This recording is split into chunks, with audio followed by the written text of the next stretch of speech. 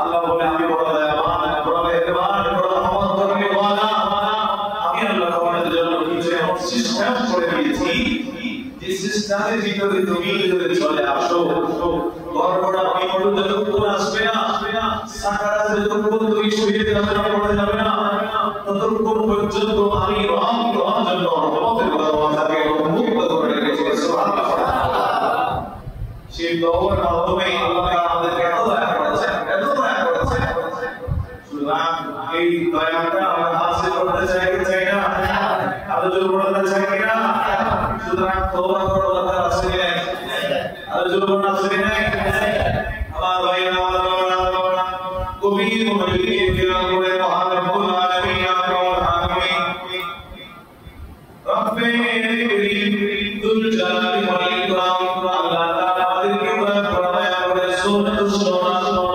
25 মেয়াদের মধ্যে দরজা জবান করে দিয়েছেন বিসমিল্লাহির রহমানির রহিম ওহুয়াল্লাযী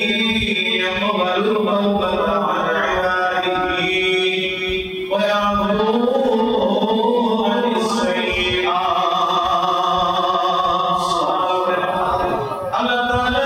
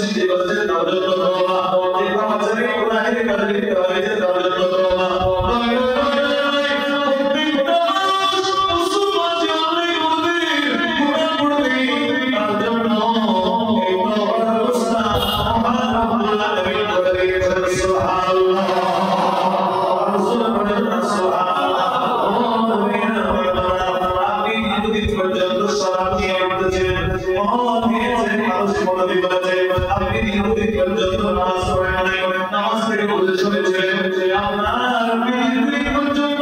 সালাত দিয়ে আল্লাহর সামনে করেছেন আপনি নামাজ পড়েন নাই আপনি সোয়ালের বন্দারি করেছেন আপনি ভাই পড়ার বন্দারি করেছেন আপনি সালাতুস মত বন্দারি করেছেন আপনি